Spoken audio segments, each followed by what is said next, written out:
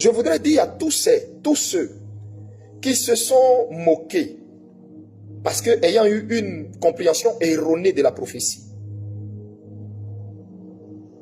repentez-vous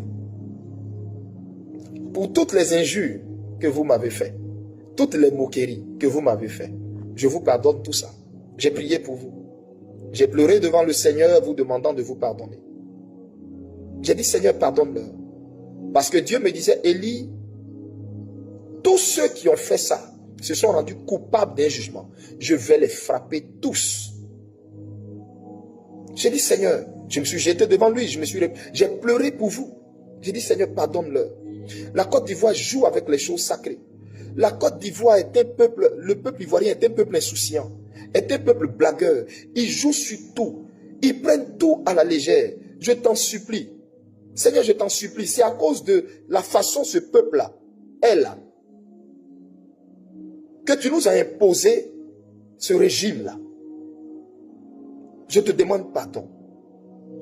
Je te demande pardon. Ils ne savent pas ce qu'ils font. Jusqu'à certains se sont permis même de mimer mon parler en langue.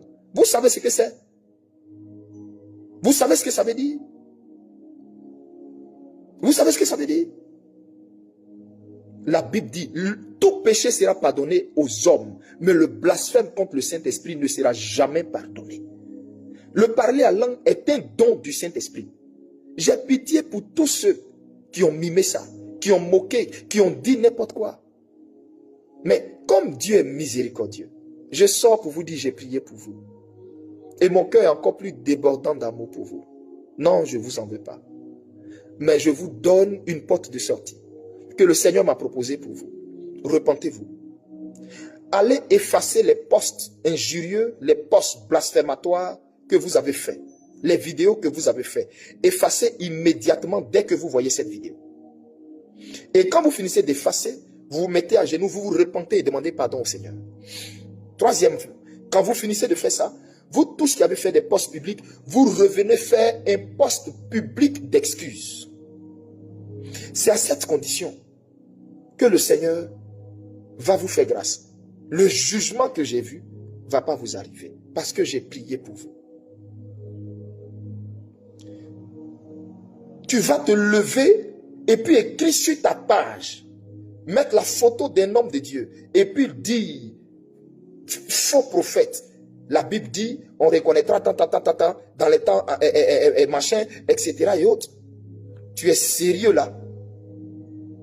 Moi, Élie Pada, faux prophète, tu sais à quel Dieu tu t'es empris?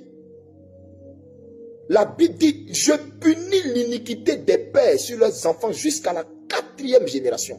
Tu sais ce que tu as créé et tu vas créer dans ta maison, à tes enfants, dans ta descendance.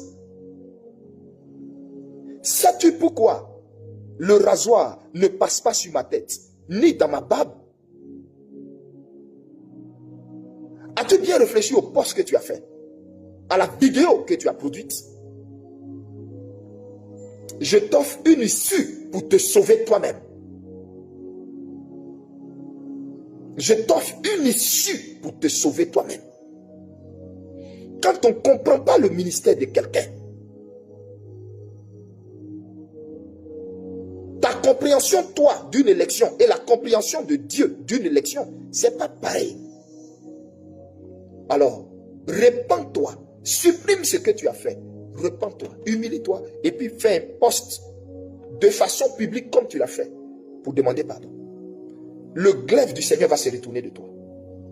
Parce qu'il se trouve que c'est temps-ci l'élection. Donc, enlevez vos vêtements de deuil et soyez en joie, soyez en paix avec vous-même, soyez en paix. C'est ce que je voulais vous dire. Par la suite, je voulais également ouvrir une parenthèse pour dire que c'était pour éviter, d'ailleurs même, cette honte et cette triste fin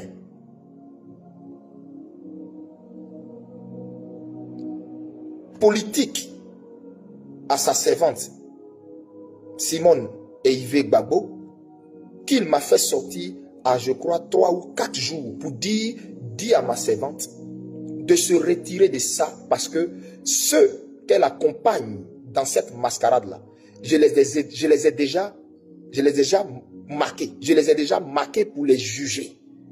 Et qu'elle ne se trouve pas sur mon chemin. Vous avez pensé que j'avais quelque chose contre sa servante. Je n'ai rien contre elle. C'est une femme que j'aime beaucoup. C'est une femme que j'aime beaucoup. Et elle sait, je sais que l'Esprit de Dieu lui rend témoignage que je l'aime beaucoup. Elle le sait. Mon problème aujourd'hui, c'est parce que j'ai décidé d'être un prophète de la vérité, un prophète vrai. Dire les choses de façon pure, sans maquillage, sans complaisance, sans maquillage. J'ai décidé de ne pas me mêler aux affinités pour pouvoir être objectif quand je reçois la pensée du Seigneur. Et donc c'est ce qui me vaut ce que ça me vaut. Mais cette femme sait, par l'Esprit de Dieu, que je l'aime. Aujourd'hui, avec du recul, après tout ce qui s'est fait, je sais, l'Esprit de Dieu me le dit, où elle est en ce moment assise, couchée. Je sais qu'au plus profond d'elle, elle regrette ce qui s'est passé là. Elle regrette cette élection à laquelle elle s'est associée. Mais parce que des gens lui ont menti, on lui a prophétisé des choses qui ne sont pas vraies. On lui a dit des choses qui ne sont pas vraies. Vous savez, quand un homme ne s'aligne pas là où les autres s'alignent, on le traite de faux. On le traite d'aigri. On dit, il travaille pour la sorte d'un parti politique. Je ne travaille pour aucun parti politique. Je vous regarde dans les yeux et puis je le dis. Je ne travaille pour aucun parti politique. Et il n'y a même pas un parti politique qui peut se vanter de dire que je travaille pour lui. Je reprends. Je ne travaille pour aucun parti politique. Je suis Élie Bada, serviteur du Dieu très haut. L'ami de Jésus-Christ. Je ne travaille pour aucun parti politique.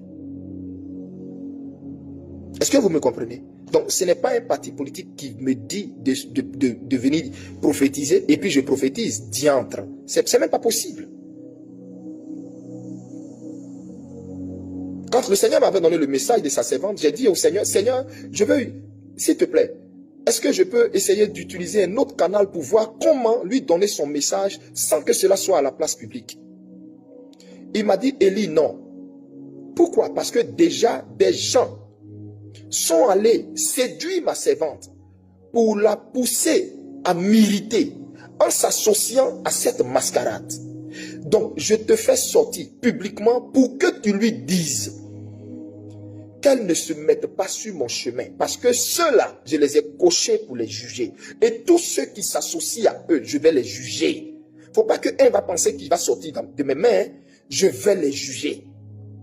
Je vais les juger. Donc va et dis à ma servante que moi, son Dieu, je ne l'ai pas envoyé dans ce qu'elle est en train de partir faire là. Je ne lui suis pas. C'est ce que j'ai dit. Vous seul, vous savez si ça m'a donné raison ou pas. Cette grande dame politique, respectée de notre pays, qui a souffert et bu toutes sortes de coupes de souffrance pour cette nation, aujourd'hui,